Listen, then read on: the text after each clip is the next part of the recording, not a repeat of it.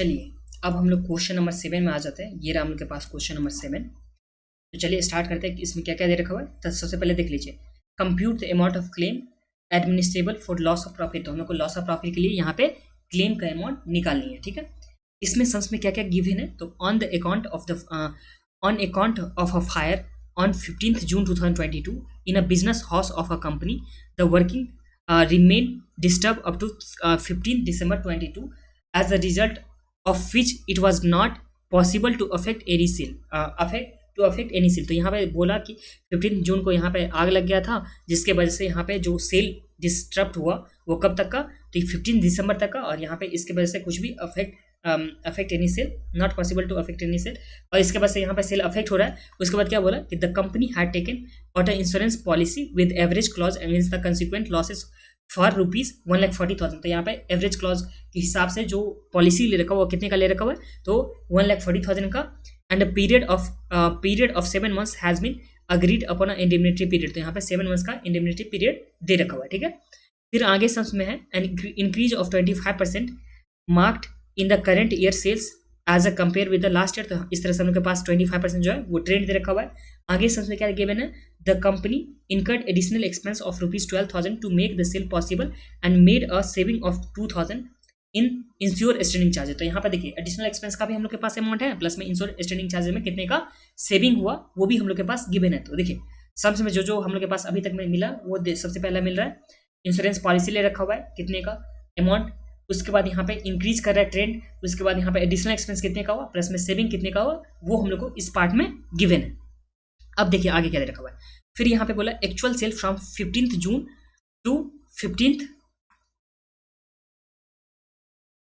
जून से लेकर के 15 दिसंबर तक का हम लोग के पास सेल दे रखा हुआ, जो पीरियड ऑफ डिसलोकेशन का 70,000। उसके बाद sale from 15 June 2011 to 15 December 2011, that is standard sale हम लोग के पास 2,40,000 का दे रखा हुआ है। पिछले साल का जब डिसलोकेशन से कंपेयर करेंगे तो उसका सेल दे रखा हुआ है। फिर यहाँ पे net profit for last financial year, तो नेट प्रॉफिट हम लोग के पास लास्ट फाइनेंशियल ईयर का दे रखा हुआ है। फिर उसके बाद ensure standing charges for last year, तो ये भी हम लोग के पास गिवन है। और फिर टोटल स्टैंडिंग चार्जेस भी हम लोग को गिवन है। तो देखिए टोटल स्टैंडिंग चार्जेस प्लस में हम इंश्योर स्टैंडिंग चार्जेस, तो हम लोग के पास अनइंश्योर स्टैंडिंग चार्जेस आ जाएगा, जो कितना आ जाएगा, तो 1,20,000 में से हम लोग माइनस कर देंगे 70,000 को। तो इस तरह से हम लोग के पास 50,000 जो हो जाएगा वो हो जाएगा अनइंश्योर्ड स्टैंडिंग चार्जेस। उसके बाद टर्नओवर हम लोग का लास्ट ईयर का दे रखा हुआ है। और यहाँ पे टर्नओवर फ्रॉम 1 ईयर 16 जून से लेकर के 15 जून आग लगने के टाइम से जस्ट एक साल पहले का टर्नओवर भी हम लोग को यहाँ पे सम्स में गिवन है, जो कितना है 5,60,000 का हम लोग के पास गिवन है। तो सम्स में सारा कुछ गिवन ही है, बहुत ही इजी सम्स है। तो चलिए आ जाते हैं, बनाते हैं क्वेश्चन नंबर 7 को।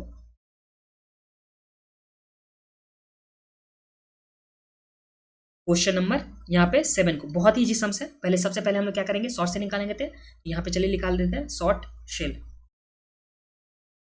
सब कुछ तो गिवन ही है ना, इसलिए शॉर्ट सेल निकालते हैं सबसे पहले,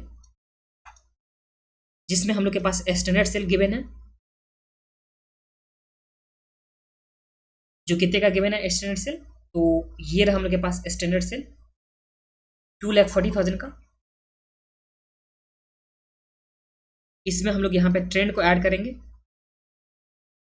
जो ट्रेंड कितना परसेंट रखा होता है 25%। यहाँ पे 25% हम लोग क्या करेंगे, ट्रेंड को ऐड कर देंगे। तो 2,40,000 में 25% को हम लोग ऐड करते हैं, तो ये आ गया हम लोग के पास 60,000। इस तरह से यहाँ पे टोटल सेल जो हो गया वो कितने का हो गया, 3 लाख का, जिसमें से हम लोग यहाँ पे माइनस करेंगे turnover during dislocation, period of dislocation. तो डिसलोकेशन के टाइम में टर्नओवर कितना था, सिर्फ और सिर्फ 70,000 का हम लोग माइनस करेंगे। तो इस तरह से यहाँ पे जो शॉर्ट सेल हो जाएगा वो कितने का हो जाएगा, तो यहाँ आ जाएगा 2,30,000 का यहाँ पे शॉर्ट सेल हम लोग के पास आ जाएगा। तो पहला काम हम लोग के पास हो गया। अब दूसरा काम करते हैं। दूसरा काम में हम लोग क्या निकालते थे, ग्रॉस प्रॉफिट रेशियो निकाल देते हैं, यहाँ पे जीपी रेशियो। और जब भी हम लोग लॉस ऑफ प्रॉफिट के लिए जीपी रेशियो निकालते हैं तो सबसे पहले नेट प्रॉफिट प्लस में ensure standing charges divide by turnover. तो यहाँ पे सम्स में गिवन है नेट प्रॉफिट कितने का गिवन है, तो नेट प्रॉफिट है 80,000, इंश्योर स्टैंडिंग चार्जेस है 70,000, यहाँ पे आ जाएगा 80,000 प्लस में 70,000। और टर्नओवर कितना गिवन है, तो टर्नओवर हम लोग के पास गिवन है 5,60,000, 5,60 नहीं 6 लाख का हम लोग के पास टर्नओवर गिवन था, 6 लाख का हम लोग के पास टर्नओवर गिवन है। तो इस तरह से हम लोग के पास जीपी रेशियो आ जाएगा, जो कितना आ जाएगा, तो 80,000 प्लस में 70,000 डिवाइड बाय 6 लाख। तो ये आ गया जीपी रेशियो 25%। यहाँ तो आप लोग कुछ भी प्रॉब्लम नहीं। अब शॉर्ट सेल हम लोग को गिवन है, जीपी रेशियो गिवन है, तो इसे इस तरह से हम लोग निकाल सकते हैं लॉस ऑफ प्रॉफिट, जो आ जाएगा short cell into GP ratio, जो इस केस में कितना आ जाएगा, तो 2,30,000 का 25% करेंगे तो हम लोग के पास कितना आ जाएगा, 2,30,000 का 25%, तो ये आ गया 57,500। ये हम लोग के पास क्या आ गया, लॉस ऑफ प्रॉफिट आ गया। यहाँ तो आप लोग को कुछ भी प्रॉब्लम नहीं होगा। अब देखिए लॉस ऑफ प्रॉफिट एक बार केवल हम लोग को कैलकुलेट कर चुके हैं, तो अब हम लोग क्या करते थे, तो अब हम लोग निकालते थे एडिशनल एक्सपेंस के लिए कितना सेल होगा, उस एडिशनल एक्सपेंस के लिए हम लोग को कितना क्लेम मिलेगा। तो यहाँ पे चलिए लिखता हूँ, क्लेम्स फॉर एडिशनल एक्सपेंस। इसमें 3 हम लोग देखते थे। फर्स्ट नंबर पर देखते थे एक्चुअल एक्सपेंस कितने का क्या है, तो यहाँ पे इस सम्स में एक्चुअल एक्सपेंस जो है वो कितने का है, 12,000 का। तो यहाँ पे चलिए लिखेंगे हम लोग 12,000 का यहाँ पे एक्चुअल एक्सपेंस दे रखा हुआ है। अब दूसरा जो हम लोग लिखते थे कि कितना यहाँ पे सेल हो रखा हुआ है एडिशनल एक्सपेंस के वजह से, तो वो हम लोग को यहाँ पे गिवन नहीं है। तो जो हम लोग का एक्चुअल सेल हुआ था डिसलोकेशन पीरियड में, उसी को मान लेंगे कि एडिशनल एक्सपेंस के वजह से ही ये वाली सेल हो रखा है। इसमें हम लोग जीपी रेशियो से मल्टीप्लाई करते थे, और जीपी रेशियो हम लोग कितना कैलकुलेट कर चुके हैं, 25% इंटू 25% करेंगे तो हम लोग के पास दूसरा वाला कंडीशन आ जाएगा। तो 70,000 का 25%, ये आ गया 17,500। और थर्ड वाला जो कैटेगरी होता था उसमें हम लोग करते थे जो फॉर्मूला एक लंबा सा होता था, जिसमें actual expense into adjusted annual turnover और adjusted annual turnover into GP ratio, फिर डिवाइड करते थे adjusted annual turnover into GP ratio, और प्लस में अनइंश्योर्ड स्टैंडिंग चार्जेस लिखते थे। चलिए हम लोग पहले निकालेंगे यहाँ पे एडजस्टेड एनुअल टर्नओवर। ये कैसे निकालेंगे, तो हम लोग के पास यहाँ पे टर्नओवर दे रखा हुआ है, लास्ट 12 मंथ्स का टर्नओवर दे रखा हुआ, जो कितने का दे रखा हुआ था, तो ये है 5,60,000 का। तो यहाँ पे 5,60,000, इसमें हम लोग क्या करेंगे, ऐड करेंगे ट्रेंड को, जो 25% यहाँ पे ट्रेंड दे रखा हुआ था, ट्रेंड 25% ही था ना, हाँ 25%।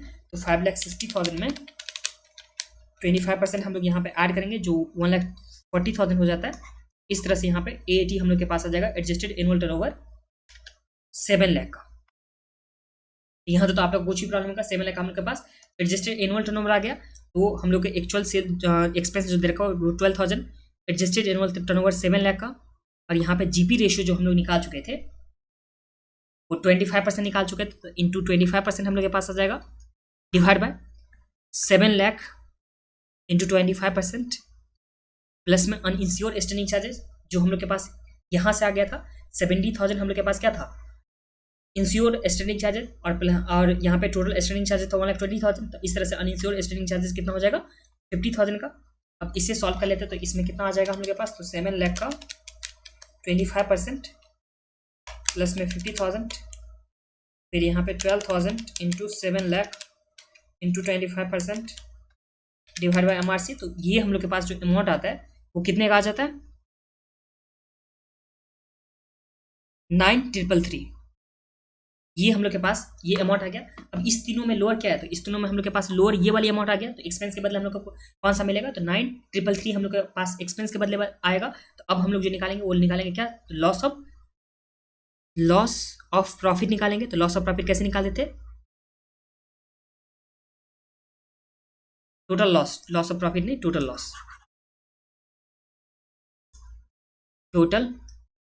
लॉस।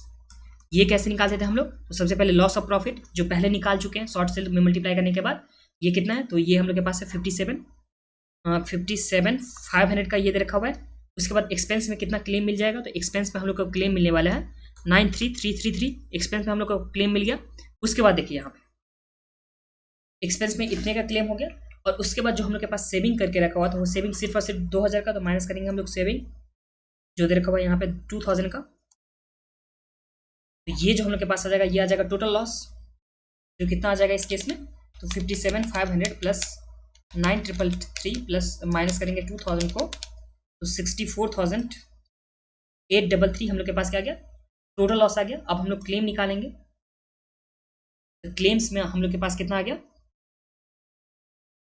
टोटल लॉस जो है 64,833। इसमें हम लोग पॉलिसी अमाउंट से मल्टीप्लाई करेंगे, जो पॉलिसी अमाउंट कितने का दे रखा हुआ हम लोग का सम्स में, तो पॉलिसी अमाउंट हम लोग को गिवन है यहाँ पे 1,40,000 का,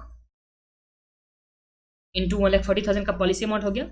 इसमें डिवाइड किस चीज़ से कर देते, जो भी हम लोग के पास एनुअल एडजस्टेड टर्नओवर है था, जो हम लोग के पास इस केस में 7 लाख है, और इसमें मल्टीप्लाई करते थे जीपी रेशियो से जो 25% है। तो चलिए हम लोग निकाल लेते हैं, तो 7 लाख का 25% जो आ गया हम लोग के पास 1,75,000, तो यहाँ पे 64,833 इंटू 1,40,000 डिवाइड बाई MRC। तो ये हम लोग के पास कितना आ गया, क्लेम का जो अमाउंट हो जाएगा इस केस में हम लोग के पास आ जाएगा 51,866 ये हम लोग के पास क्या आ गया, क्लेम का अमाउंट आ गया। और इसी के साथ जो था ये हम लोग के पास क्वेश्चन नंबर 7 वो कंप्लीट हो गया, जो बहुत ही इजी दे रखा हुआ था।